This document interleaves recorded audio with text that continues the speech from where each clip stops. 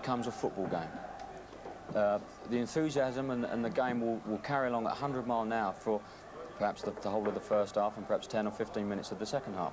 But the game at one stage will come down to a game of football, and that's when Liverpool will, I feel, take control of the game, and then Palace will have to be very, very careful. Well, there are the Palace lads coming out of their dressing room there. Nigel Martin's going to play a big part, the first £1 million goalkeeper in Palace's team there, and they don't look too nervous at the moment, Ray, do they? No, they look very relaxed, and hopefully they can transfer that onto the field of play as well, Bob. All right, let's now go and join our match commentators, Terry Venables and John Motson. Well, thank you very much, Bob, and as you say, semi-final day has a flavour all of its own, and good afternoon to those of you at home, many of you who are able to fully savour it with us this occasion with the crowd inside Villa Park on a very sunny day. Some supporters have been delayed on the motorway. You may see a few empty spaces even at this stage, but we're expecting a crowd of 39,000, and they're giving the players quite a welcome in this cathedral of football in the Midlands, which has staged some 40 or more semi-final matches down the years.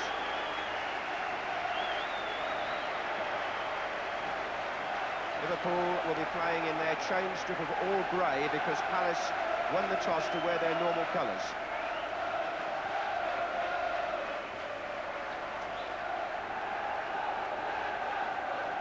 Liverpool also will have more supporters here, 23,000. They've got the whole of the right-hand end. And at the far end, the Holt end here at Villa Park, we've got some Liverpool supporters and some from Crystal Palace, who in fact have only sold 16,000 of their 18,000 allocation. That's because they sold to members only at Selhurst Park. So if you see any empty seats throughout the 90 minutes, that's the reason why. Well, the team news then first, and let's start by looking at Crystal Palace, because Steve Coppell didn't really have very much choice. 6 members of his first-team squad are injured, including striker Ian Wright. Although John Salako wears the number 10 shirt, he may not play as a central striker. I think Steve's got a formation in mind that will unfold when the game gets underway. But Gary O'Reilly plays at centre-half because Jeff Hopkins is still injured. Now, as for Liverpool, Kenny Dalglish has, as expected, restored Peter Beardsley to the starting lineup. He was left out in midweek, and his other major decision concerned the fullback positions, and the vote has gone to Gary Gillespie wearing number 4 and David Burrows wearing number 3. So Barry Venison and Steve Staunton are both unlucky in the sense that they're on the bench, and Steve Nicol is still injured. Well, it's time to call in a man who was the Crystal Palace coach the last time, the only time before this, that they reached the semi-final of the FA Cup in 1976, and a man whose team are the only side to have beaten Liverpool in their last 23 games. Manager of Tottenham Hotspur, Terry Venables, what are your thoughts? Well, at the moment, I think we've got to accept the fact that it's going to be a very difficult uphill battle for Crystal Palace. But then again, the thing that they've got on their side is that nobody expects them to win. It's a very tense day, and the mere fact that no one expects them to win will make them a little more relaxed. But they've got an uphill climb, like I say. Liverpool must, for me, be the favourites. Kenny Dalglish and Steve Coppell shaking hands before the start. Do you see it as a tactical sort of match, Terry, or will it be an open game? I think Liverpool will play their normal tactics of a 4-4-2 with a lot of movement within the framework of the 4-4-2. And I would expect Crystal Palace to try something different. I think they might pack their midfield a little to reduce the space for the midfield players of Liverpool to play. But when you do that and leave one up front, you should really then play through the team, the short passing game. They play a longer passing game, which will leave Bright a little stranded on his own. So perhaps they might get caught between the devil and the deep blue sea if they're not careful. Well, we shall see. George Courtney is the referee, his 7th FA Cup semi-final in 10 years. And the 2 captains are Jeff Thomas on the left there of Crystal Palace, and the well-known figure of Alan Hansen, who's created something of a record. I make it his 12th FA Cup semi-final match this afternoon. Liverpool number 6 and skipper there. I noticed that Bob Wilson and Ray Wilkins referred to Andy Gray as a player who could be a key figure, and made the point that he had a short spell here with Aston Villa. And it's going to be interesting to see exactly where he plays in this Palace lineup today, because he's been used wide on the right mostly, but he can play as a striker or as a support player, and Palace are expecting big things of him. And there's another ex-Aston Villa player, Steve McMahon, who used to be on this patch at one time, and he was Kenny Dalglish's first signing when Kenny became the Liverpool manager. So there are at least two players who know the ground only too well, but indeed both clubs have played here so often that Villa Park is pretty familiar territory. It's, as I say, a fine afternoon and a feast of football coming up for you. I'm sure you don't need reminding that this is just part one. We have a Lancashire hot pot at 3:30, and Crystal Palace in the red and blue stripes will kick off, playing in the first half from left to right. And they are, to say the least, the underdogs. 4-1 against Crystal Palace to win this match were the odds. And Liverpool, as Bob has said, are the holders and the favourites. So with some supporters still coming into the ground, George Courtney gets the semi-final underway on time. And that's Thomas forward straight away for Palace, just testing Burrows.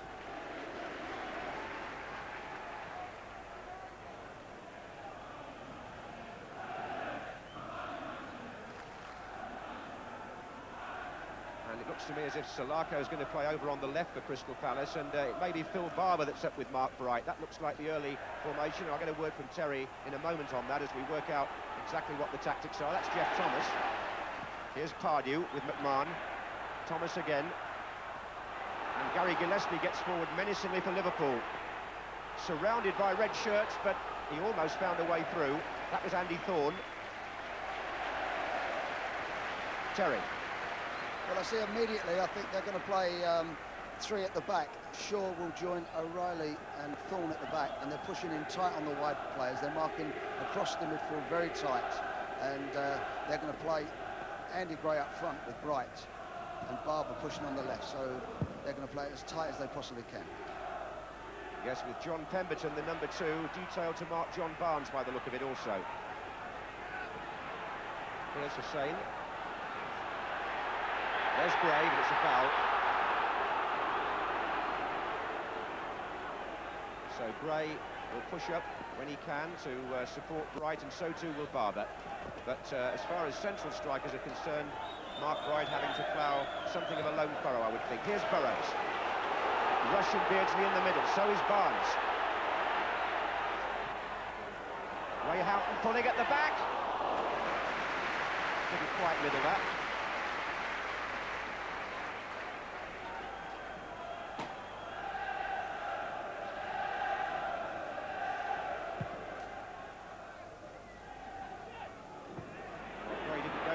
But Whelan certainly did. Here's Barnes. And that's Pardew, who's covering for Palace. I think the surprise of the tactics, John, is not that Pemberton's marking Barnes, but Salako, who usually plays up front, is playing left side against Ray Houghton. That's right. Steve Coppell, I know, was giving this a lot of thought overnight, what he was going to do with his formation. And that's the way it's looking, and we'll see if it does the trick for the outsiders. Liverpool team, of course, packed with big match experience, nobody more so than Hansen here. And Glenn Hussein, who would love to play in an FA Cup final. He tells us he's watched it every year back at home in Sweden. Television. And here's a man who's played in one, Andy Thorne. He was in the Wimbledon side that beat Liverpool 2 years ago, and he's an important figure at the back today for Crystal Palace. This is Richard Shaw. It's Pemberton.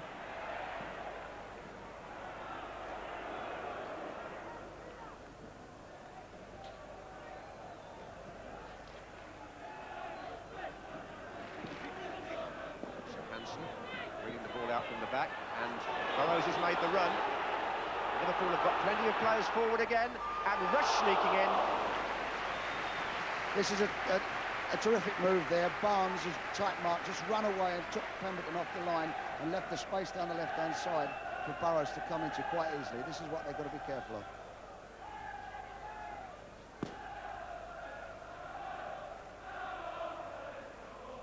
rush was coming in on the far post, but the ball just had too much pace on it for him to reach it.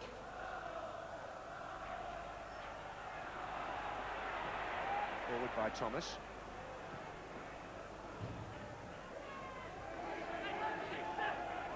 Just a reminder, of course, in both today's semi-finals that there will be extra time if the scores are level after 90 minutes. This is Hansen. McMahon this time is down the left.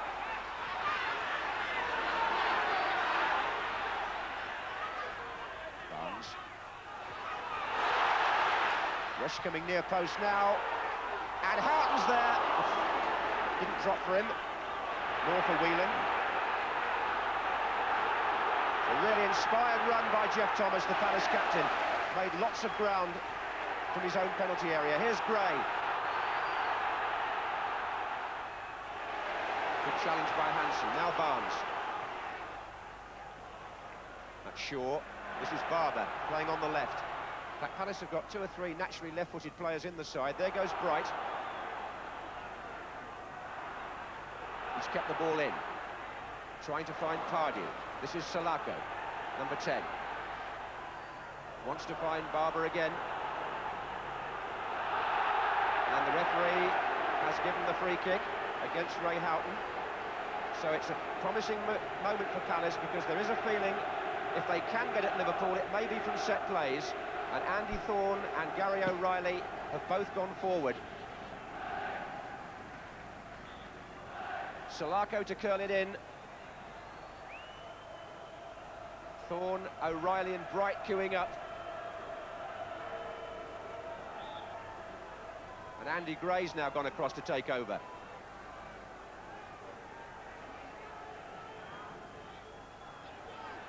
But there wasn't much harm in that. I think that they were looking for a free kick similar to the Wimbledon one that they scored with Loris Sanchez. They lined up the near post with an in-swinging free kick, but the delivery wasn't quite as accurate as Dennis Wise. Yes, that was the goal that beat Liverpool at Wembley, of course, 2 years ago. That was the last time they lost an FA Cup tie, by the way.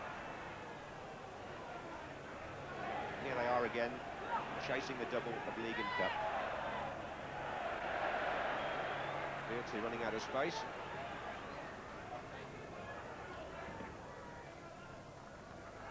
And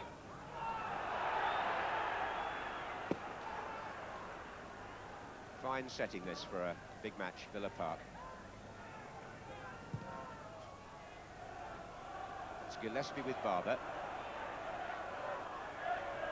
Forward by Houghton. Gary O'Reilly letting it run.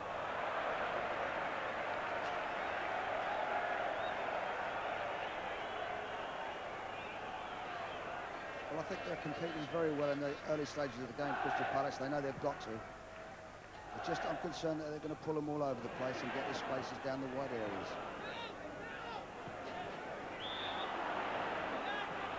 Free kick to Liverpool. Richard Shaw staying close to Peter Beardsley, I've noticed, in that Palace system. This is Hansen. My word, he's made some ground there.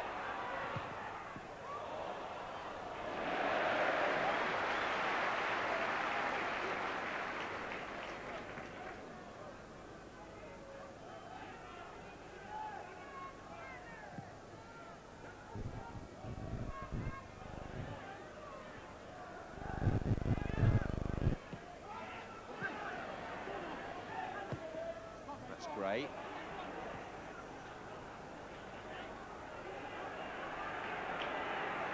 Hansen looks to be in his usual commanding form here, seeing plenty of the ball early on.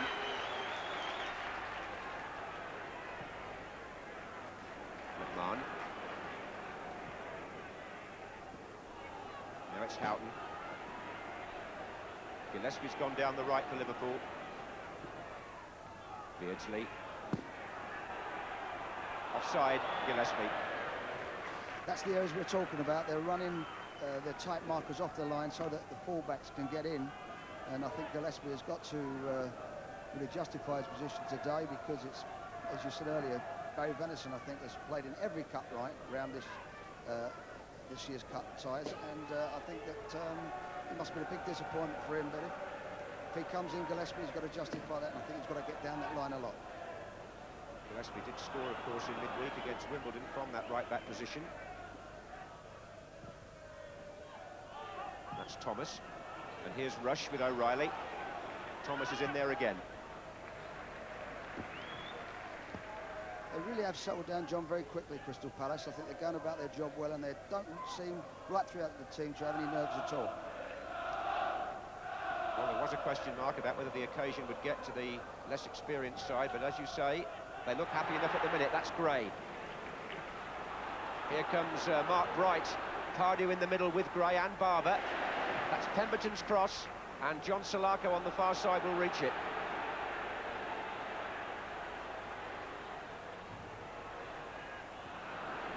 Gillespie.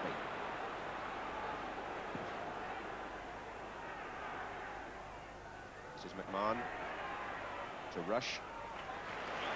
This precise Liverpool build-up, which has become so familiar. There goes Beardsley.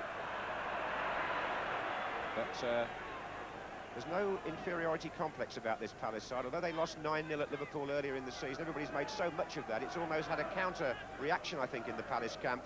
And they were very relaxed and together when we were with them at their hotel last night. Looking forward to playing a part in this unique day in the football calendar. Here's Hansen.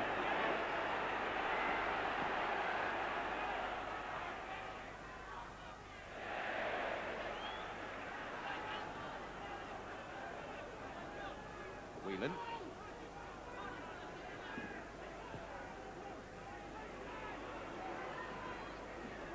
Hansen's virtually in midfield at the moment. He's come forward an awful lot early on. This is McMahon. Barber who got back.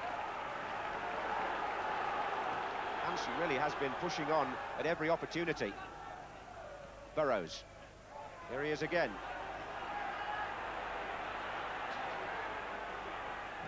Well, he's almost a free man at the moment, Terry.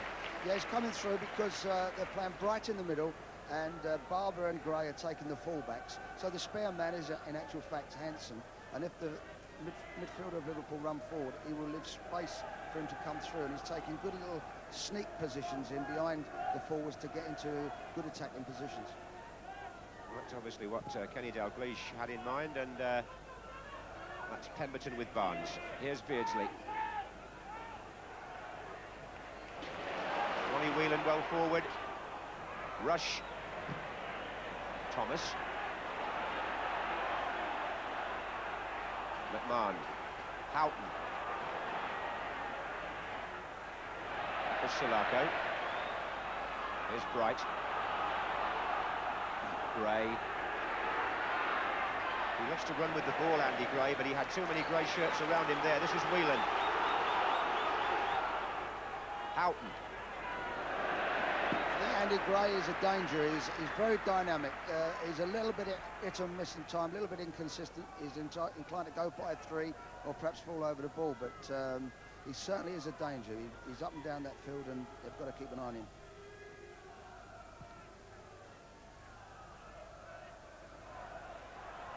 That's Gillespie.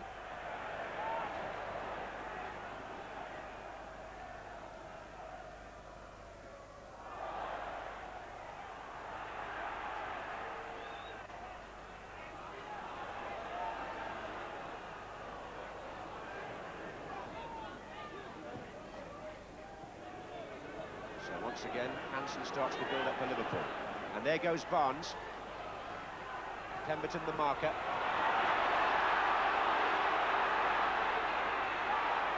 Still Barnes. And Barber to clear for Palace. Time seemed to stand still for a second in the penalty area. But it was Barnes who was doing the damage on the left. Here's Burrows.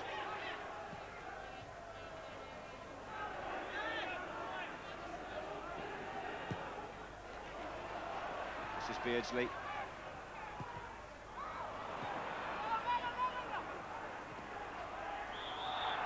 And a late challenge, and David Burrows will be spoken to for that.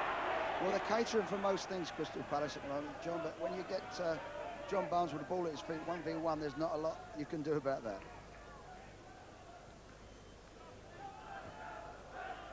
Now, it's a full-time job for Pemberton this afternoon, but I know he was looking forward to it. He's not short of confidence, the right back of Crystal Palace. Here's McMahon. Pardew. And McMahon intercepting. Rush going to the left now. Onside, Ian Rush. Liverpool take the lead. And Ian Rush, the ace goal scorer, once again makes it look so easy. Palace never recovered from Pardew losing the ball in midfield to McMahon. And the penetrating pass found out the Palace defence. McMahon, who got the ball from the Palace player Pardew, slide rule ball, isn't it? They're looking for an offside, it never came, and as Nigel Martin narrowed the angle, Rush just jogged the ball past him with his left foot. And that's a moment of Liverpool history, because Ian Rush, with that goal, now becomes the second highest scorer in the history of the club. It's his 241st senior goal for Liverpool, and now only Roger Hunt has more. Well, it'll be very interesting, John, now to see how they go about the game from now on. They've coped fairly well, actually, until now, and they've looked as if they've coped for most things. It was a very risky thing to do to try and play offside in that position. I didn't think it was necessary. He could have just run with him. He was going away from goal. But nevertheless, it was a great finish. Yes, it had Ian Rush written all over it, that, didn't it? This is Barnes. So the favourites take the lead. Here's Whelan. And Barnes sneaking in here. This time there is an offside flag.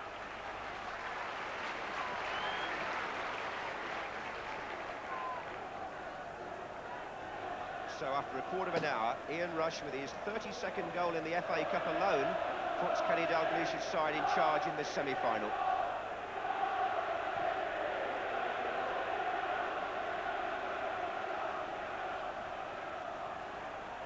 Only Ian Rush, I suppose, has got a chance of reaching the all-time FA Cup scoring record. Dennis Law holds that with 41, but Rushy now has 32 in this competition. More important on the day, he's put Liverpool in front on what's always a tense occasion. And how will Palace react now? This is Barnes.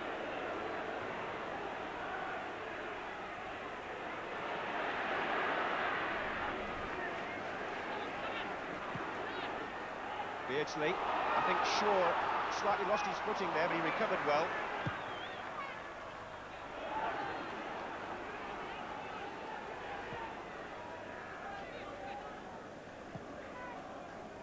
Gillespie.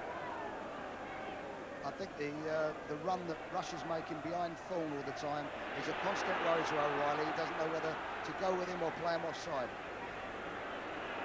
Yes, he certainly got behind both centre-backs, didn't he, when McMahon slid that ball through. Here's McMahon again. And this time O'Reilly fouls Rush, just the point you were making.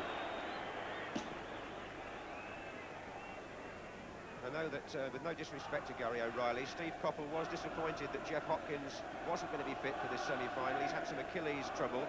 He's with the party, but there was no chance of him playing. And Steve really's had to pick a team here without not just Hopkins and Wright, but 4 other senior players also missing for Palace. Here's Beardsley.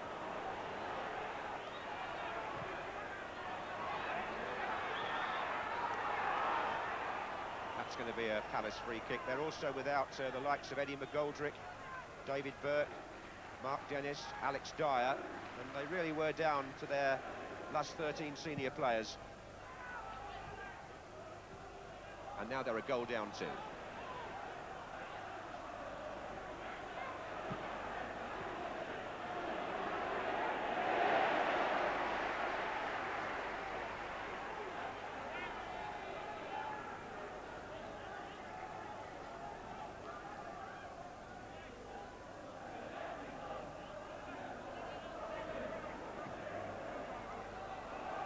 Wright's waiting in the centre, but nothing's going to come of that. obviously a team like Crystal Palace have come here, they're going to run and work very hard, and I think Liverpool know there's a long way to go yet, and they'll try and run their legs out, but keep passing that ball and make them run hard. I think we're going to see a lot more of the threat of rush today as well, John. I'm sure most of our viewers have been with us from the start, and if anybody overslept or has just come in from playing Sunday football and you have missed the goal, more of it in a moment. Here's Pardew for Palace.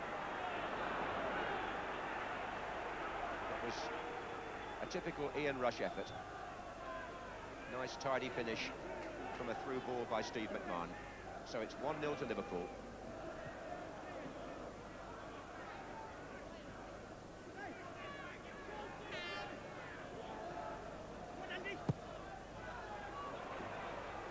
This is Beardsley.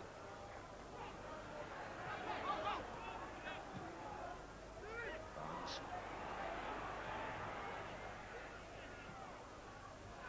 Whelan and McMahon combining in midfield, and now out to Gillespie.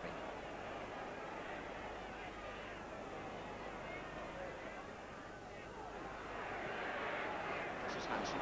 Again, the space in front of him, as you can see. And Barnes is there.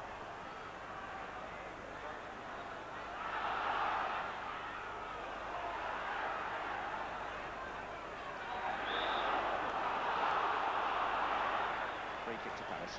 There's the passing bouts that we were talking about there. I think it was into 16 passes and making them run. They're trying to run their legs out. This is the normal way that Liverpool try to pressurise and work down their opposition. 20 minutes gone in the FA Cup semi-final at Villa Park. Liverpool 1, Crystal Palace 0, courtesy of Ian Rush. Free kick to Palace, foul by Hansen on Bright.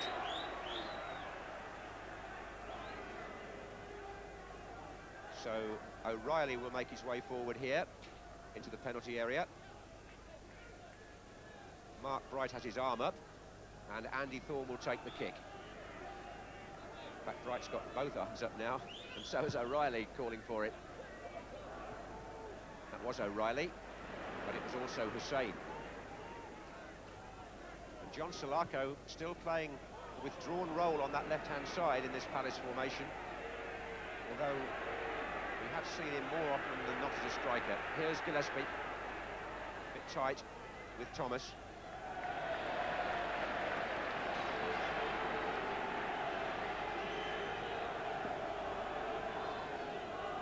Andy Thorne's made his way forward for the throw, which Salako is going to take. Here he is again. Hussein's header out. Free kick. Beardsley was fouled. And it was Pemberton who fouled him, and Pemberton's relieved to see that the referees made them retake the free kick, because for a moment he was completely out of position, Terry. Yeah, I think the ball was rolling, in fairness. I think they took it very quick, but the ball was rolling. They're trying to put a little aerial work in now, and this is where Hussein will come into his own. He certainly is magnificent in the air. Well, that was a collision between Peter Beardsley and Richard Shaw, and Shaw's got the worst of it. Beardsley just seemed to carry on running there, and I think he's caught Shaw quite heavily in the face.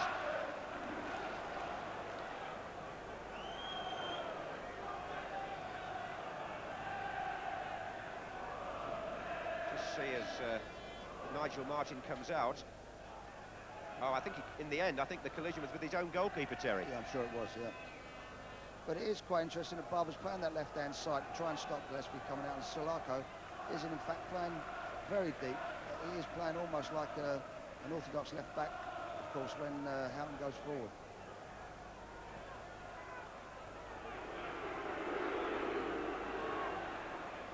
Here's Pardew. And now it's Mark Bright. He shook off Hussein there. He's got Jeff Thomas and Andy Gray coming up in the centre. And if he could have got the ball in there, then Palace had a chance. It was the first time they'd really threatened to open Liverpool up. Here's Salako.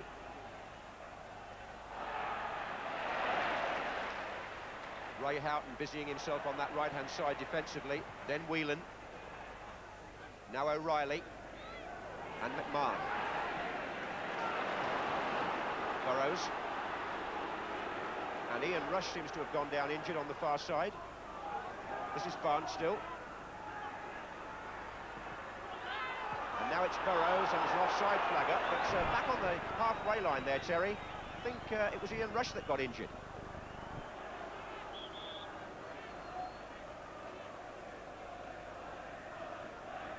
I think he's looks to be struggling there a little bit, John. I don't know where he's got it. So the player who's put Liverpool in front in this semi-final receiving attention, and Kenny Dalglish watching anxiously. I think it's quite interesting now that Barnes and Rush and Beardsley have all made those little diagonal runs, especially along the 18-yard line there, and just like there where Beardsley was offside, and they're trying to play offside, and it's a real dangerous gamble for what they're going to win, for what they're going to lose. I think that they've got to be careful. They've already come unstuck once, and where Liverpool scored a goal.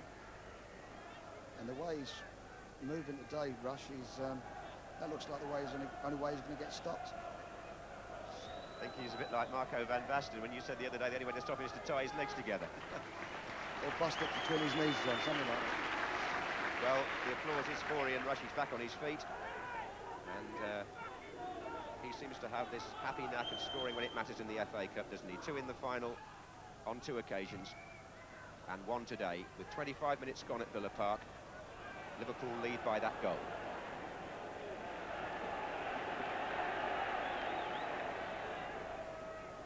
That's Hussein with Bright. Barber.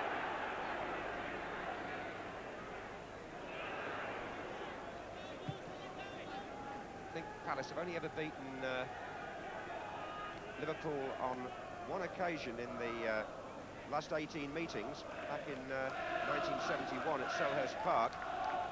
And they've lost twice to them this season. 2-0 at Palace, and of course the 9-0 at Anfield.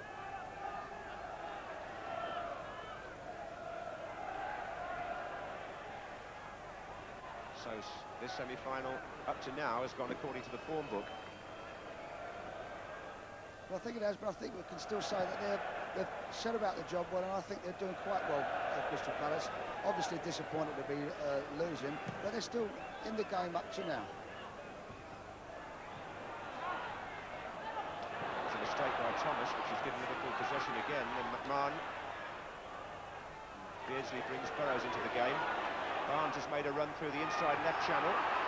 Andy Gray is the player chasing back with Burrows.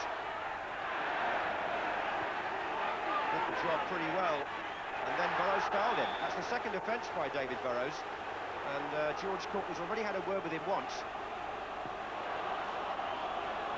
They've done very well there, Andy Gray. He's very strong, he's very determined, and done his job right, but he's inclined to want to lay on the ground a little while.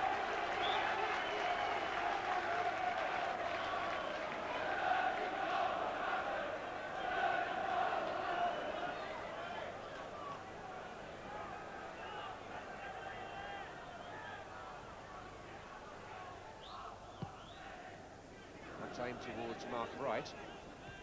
Ronnie Whelan got there. This is Pardew. Bright again.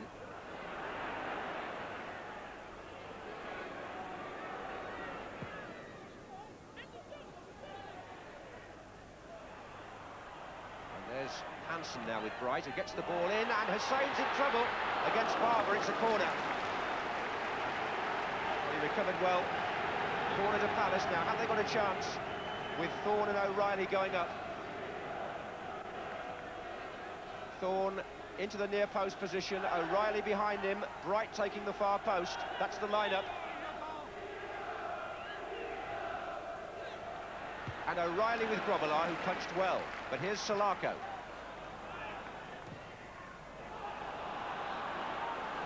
Barnes. I think he done well, Grobbelaar, there, because they were in trouble. I don't like the way they're marking on the near post. I feel sometimes Liverpool are a little bit vulnerable at set pieces defending.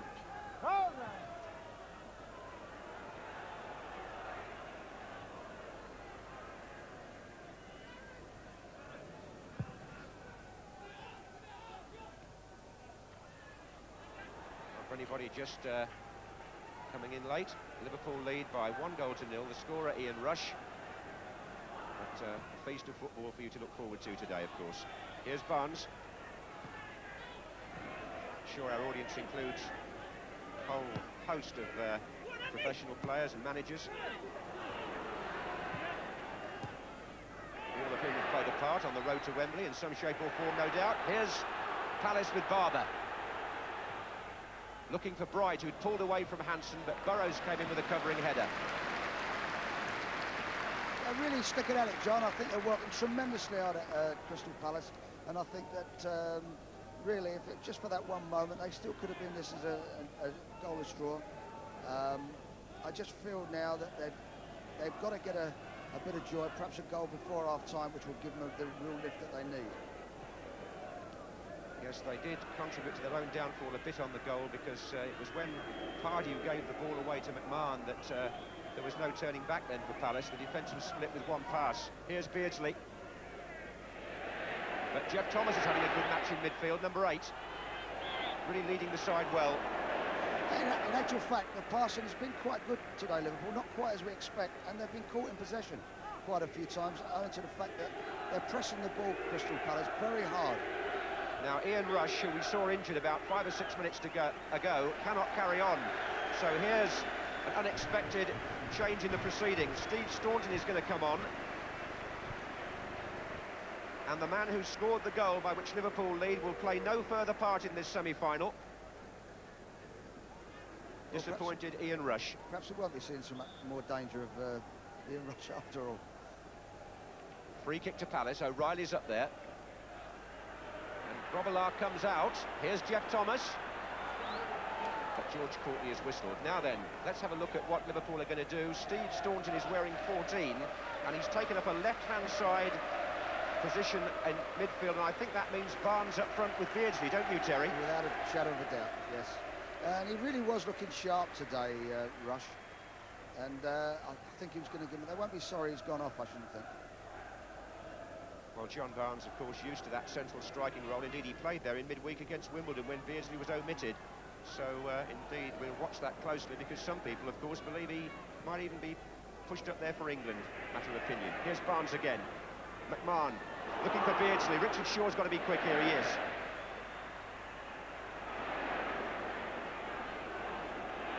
This is Barber. And Bright makes the run, and it just dropped for Grobbelaar. What's interesting, John, is that Pemberton's gone with Barnes and playing centre-half, and O'Reilly's coming out here and playing against Staunton. That's a real surprise to me. Well, that was Staunton who knocked that ball into Barnes. And Ray Houghton's made a dangerous run from outside right, and Andy Thorne covered. I understand it's a rib injury that has forced Ian Rush out of the action. And Liverpool having to press one of their substitutes into service, and Barnes into a new position.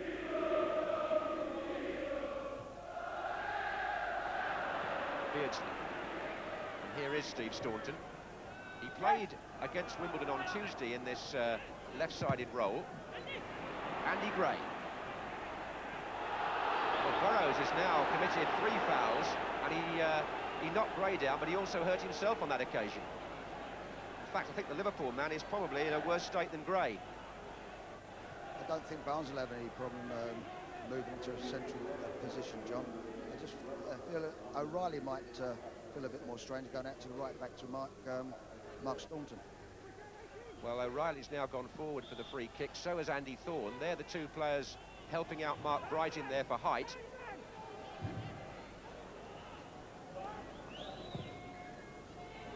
And O'Reilly's there, but there's some pushing and shoving, and it's a free kick.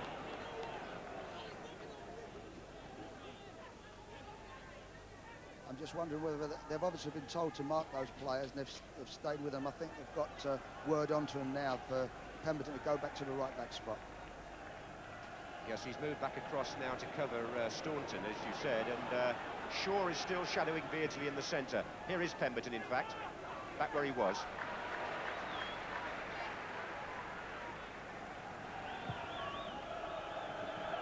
Well, Ian Rush certainly left his impression on the semi-final before he was forced off with that injury, because he's the scorer of the only goal so far as Liverpool lead Crystal Palace here at Villa Park.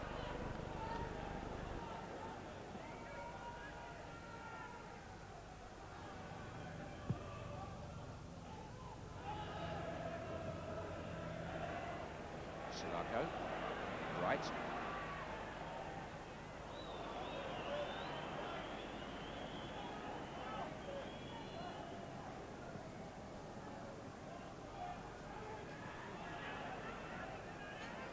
This is Houghton.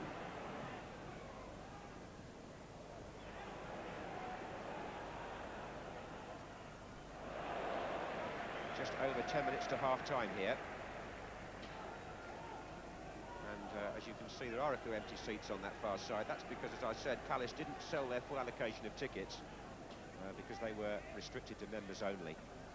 So the crowd will probably be a little below 40,000. Kenny Dalglish's club took up their full allocation.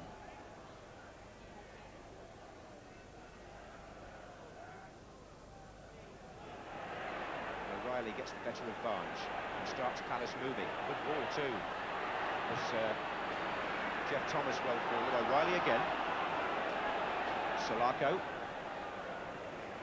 Pemberton. Cardew well forward. And Thomas here, and now Gray. Barber wide on the left. Solako against Houghton. And Palace forced the corner off Ronnie Whelan. Now Andy Gray will go across to curl this in.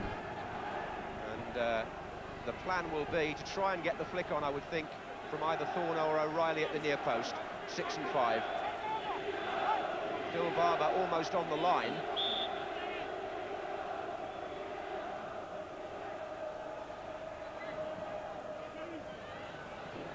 And it came off Gary Gillespie in the end, who was defending there on the near post. This is short.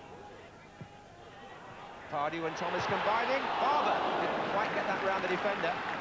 Hussain was in the way. But Palace having a decent share of the play anyway, Terry. I think they're doing very well.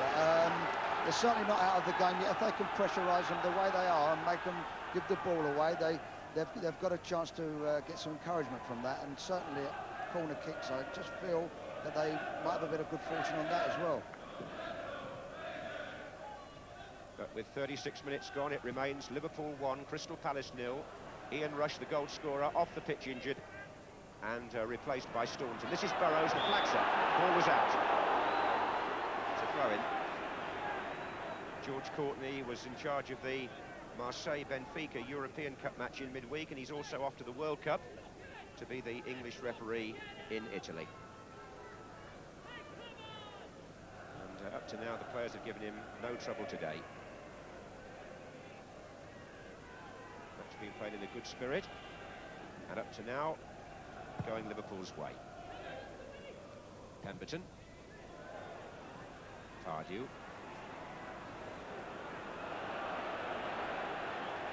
This is Thorne.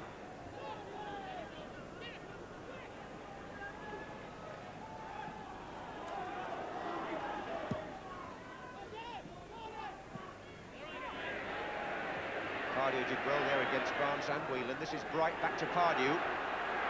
Barber's over to his left. But it's Solako he tries to find, and it's a Liverpool throw. And again, Palace running out of possession. Whelan.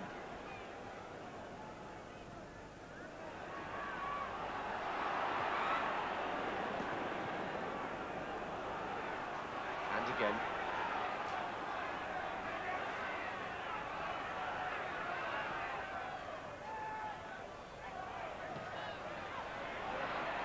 Again, McMahon picks up the loose ball. It was from Solako that it came to him. This is Gillespie.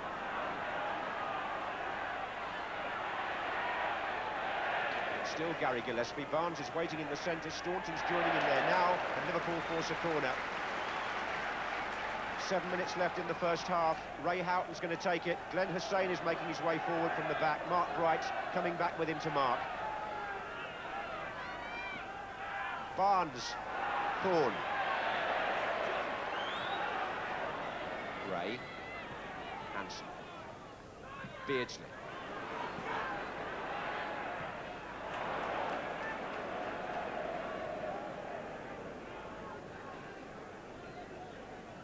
just one stop away from Wembley.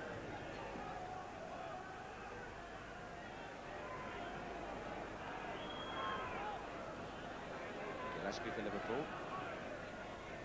Mann, Barnes, and now Steve Staunton. Saw the chance for a shot, came back off Thorne.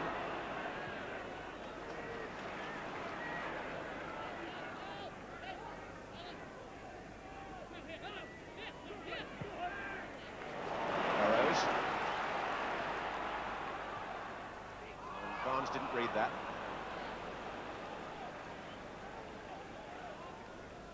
Wasn't expecting that ball delivered where it was by Burrows.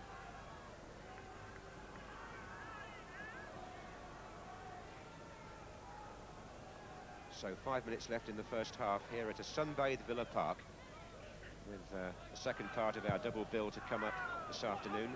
3:30 kick-off at Main Road. Probably the players of Manchester United and Oldham among our viewers, I would think.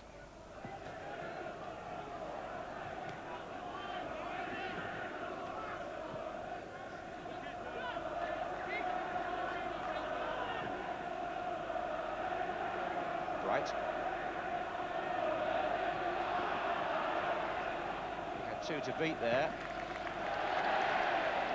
And Alan Hansen gives away the corner, which will give Palace some hope. Barber will go across to take it.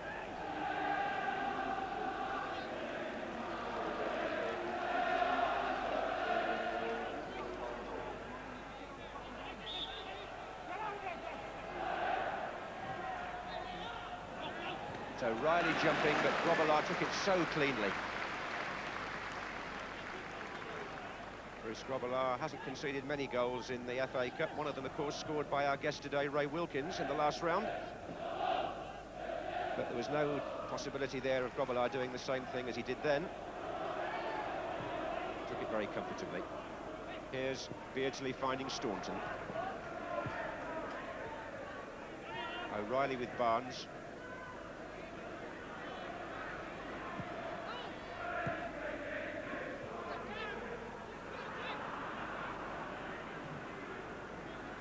There's 4 minutes left in the first half. Liverpool lead 1-0. McMahon, the man whose pass provided Rush with that opening. Now Gillespie. Thorne with Barnes.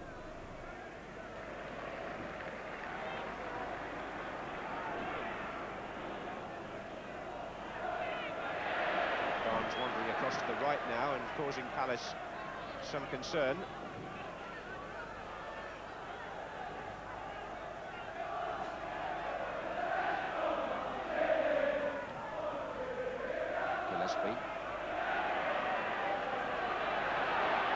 And Staunton's offside. He's offside.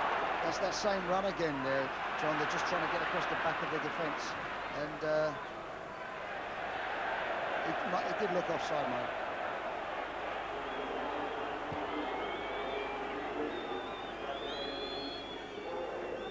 Liverpool aiming to reach the FA Cup final for the 4th time in 5 years under Kenny Dalglish's management.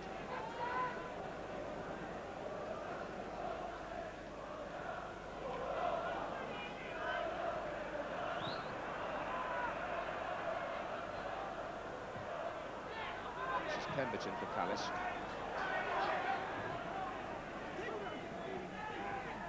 Andy Gray did that well. Thomas.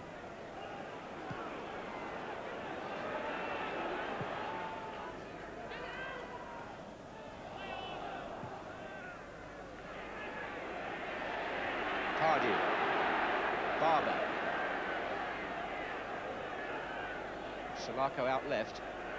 Bright waiting in the centre for a cross. Wasn't a good enough one. Hansen found McMahon. This is where Liverpool sometimes can be so dangerous. Barnes. Palace are getting players back now, but the run is by Peter Beardsley. The same run behind the central defenders. Nobody to his right at first, and he had to hold on. Staunton. Now they've opened it up again now. McMahon. Well, the shot was always on there. So what's your overall feeling about this half, Terry? I think it's been a good game. I think that Crystal Palace have done very well. They've caught Liverpool continuously in possession, which is not always a very easy thing to do. They've worked very hard. I think the two midfield players have competed against McMahon and Whelan very, very well, and Thorne has organised well at the back. But Liverpool lead 1-0. And although the man who scored the goal is off the pitch now injured, it's difficult in some circumstances to see Liverpool letting a game go when they have the chance to take a grip on it. We shall see. There's a minute left in the first half, so there is quite a long way to go. And as you rightly said, Terry, Palace haven't folded after that goal. They've had a decent share of the proceedings territorially. Here's Pardew. Thomas. Thorne. And Mark Bright's the target here. Hussein's header out, then Hansen. Appeals for handball against McMahon, but Palace had possession. Thorne. He's looking for Thomas. Barber. Against Houghton. Now it's Salako. Attacking the right-hand flank, but again, the ball in by Salako wasn't a good enough quality to trouble Liverpool. They seem to be getting, especially Salako, seems to be getting good crossing positions with space, and he doesn't seem to be able to clear the first defender. He's getting no height on his crosses at all. That's what's made it frustrating for Mark Bright, really, because he's been taking a reasonable position in there, but that's right, yeah. It seems O'Reilly, funny enough, seems to be dealing at this moment in time anyway with Barnes better than he was with Ian Rush. And of course Liverpool now don't have the same threat down the left-hand side when Barnes has gone from there. Here is Barnes in his new role, and there is O'Reilly at his back, forcing him to play it to Hansen. It was Burrows who was well forward there. Thomas, a bit tight maybe for Barber.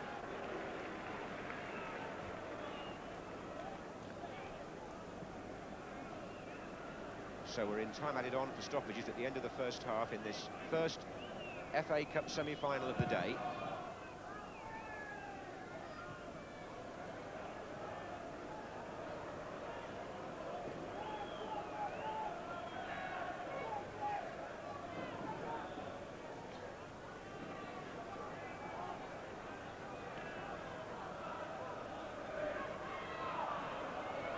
Barber.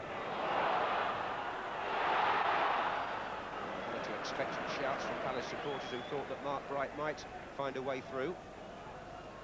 The gate was shut in his face there.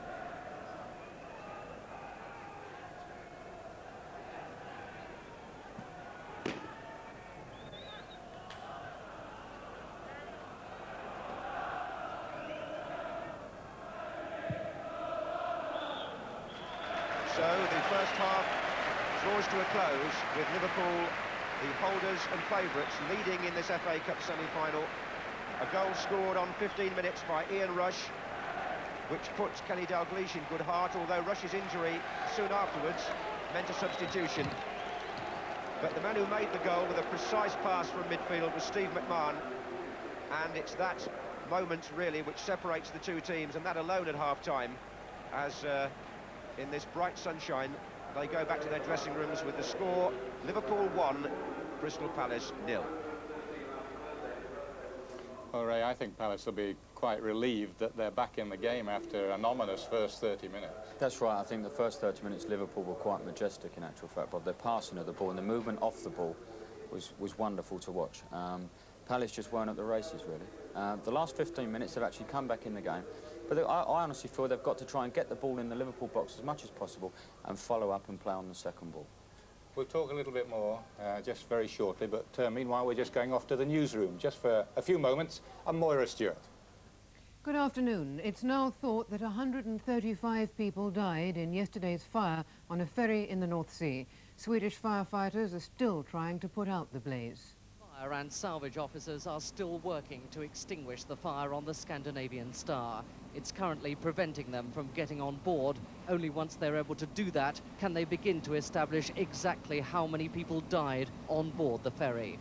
The passenger's log was destroyed in the blaze, but among the dead are known to be some people who'd been sleeping inside their cars, which is strictly contrary to Scandinavian ferry laws. This morning, the rescue services said that of nearly 500 people on board, 135 passengers are dead or missing. There are 358 names, certain names of survivors. The ferry's captain has told police officers that there were 2 fires on board the vessel and that he suspects arson. An investigation into the captain's claims will begin within the next few days. If the fire is proved to have been started deliberately, the next and most difficult task will be discovering who started it and why.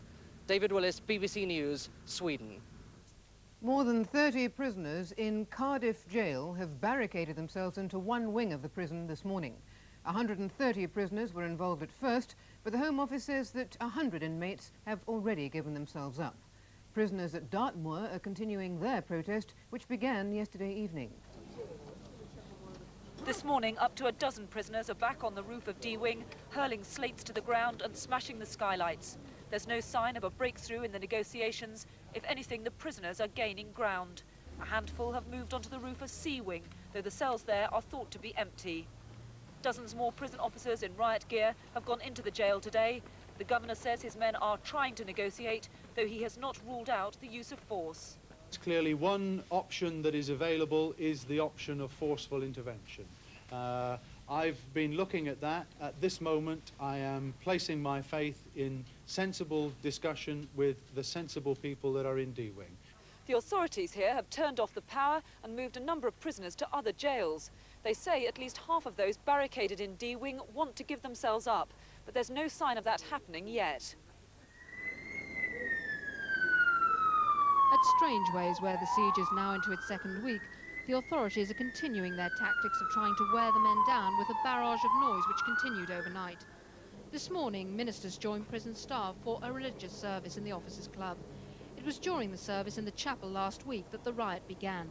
A prisoner on the chapel roof has criticised Paul Taylor, the inmate who's claimed to have started the revolt, the first sign of a split in the ranks. Further evidence that the prisoners are becoming demoralised came when another man complained of feeling dirty. I hate being dirty. I'm not used to all this. I want to go home, that's all I want. This was the prisoner who yesterday helped his friend to surrender. Today it began to look as if the authorities' tactics were beginning to have their desired effect. That's it for now. More news at 6:25. Thank you, Moira. Here at Villa Park, Liverpool lead at Crystal Palace by 1-0-0 in the first of today's 2 semi-finals. And Palace really, I think really will be happy just to be 1 down. That's right, Bob. I honestly felt they'd come out as soon as the whistle went, put Liverpool under an enormous amount of pressure. They didn't. They allowed Liverpool to play with the ball. And I think their big mistake is they're allowing Alan Hansen to have the ball too much. He's having a magnificent game. Well, I think majestic's the only word I can find to describe Alan Hansen's performance. His passing of the ball is quite phenomenal, and he's created so many opportunities for Liverpool. Steve McMahon played a big part in the goal. Yes, he did. He actually gave the ball away to Steve McMahon initially, and then intercepts the pass played there, I think, by Thomas. But when you've got guys running off the ball, such as Ian Rush does here, he sees McMahon bringing the ball forward, and the timing of the run was quite fantastic. That's Ian Rush right back to his best, Ray, isn't That's it? right. I thought Ian Rush looked very, very sharp, Bob, before he got that injury, and unfortunately he's had to leave the game. As you say, it's the timing of Rush's run there in the middle of the picture. Yes, that's right. I think that's the trademark of Liverpool. They're running off the ball. Every time a Liverpool player has possession of the ball, he's got 2 or 3 options, and I think that's the difference. Palace don't seem to have people with the options that Liverpool players have. Yes. But I think you've got to put it down to hard work, Bob. They're prepared to work very hard, Liverpool, and they're running off the ball's fantastic. Well, it is, as you say, it's that urgency, isn't it? That's There was right. a difference early on, we felt, in the game, in the urgency, and it was the space, really, that Palace allowed. Certainly the Liverpool back 4. Yeah. I think everybody connected with the game knows that if you allow the Liverpool back 4 to play, they will play, and they will take you apart. Well, we had a similar experience at Loftus Road, where we allowed Liverpool too much time at the back, and they made it very hard for us. But when we went to Anfield, we tried to cut them out. Don told us to try and get onto Hansen, to get onto Hussein, and stop them playing. and we got some joy out of it. And I honestly feel Palace have to do exactly the same. Early on there, John Barnes looked the man that we know he can be. He had an early run, Ray, and I think this is the second run of his. Yes, that's right. He picks the ball up, John, but I think you can see, but the defender's got no support. He's 4 or 5 yards off him, isn't it? I mean, he is, but well. he's also got nobody helping him out, Bob, nobody giving him any advice. And as Barnes goes, John Barnes has got all the room in the world that he wants. He knows that if he gets past that guy, only a yard, he's going to be able to get across him. And Palace have to double up on defenders. They can't allow John Barnes to have that sort of space to run up. They've got to support each other better. Most definitely, yeah. But the encouraging thing for Palace, really, is that